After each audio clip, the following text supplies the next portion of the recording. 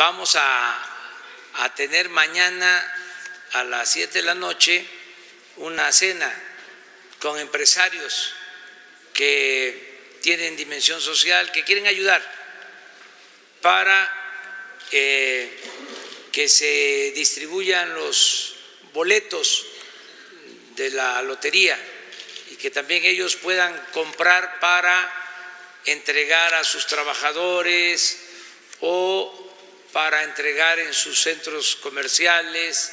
Están invitados mañana a cenar aquí en Palacio, empresarios, para que nos ayuden a la distribución de los boletos para la rifa del avión presidencial.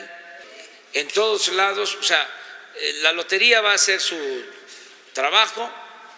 Ya vamos a tener a finales de este mes los boletos, ya comenzamos la distribución, pero como son 6 millones, hemos convenido en que nos pueden ayudar los empresarios, que siempre nos ayudan, siempre nos apoyan, nos pueden ayudar a distribuir,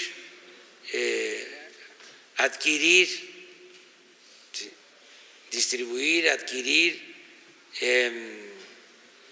comprar 4 millones. Les tocaría como a 20 millones, 40,000 números a distribuir o adquirir.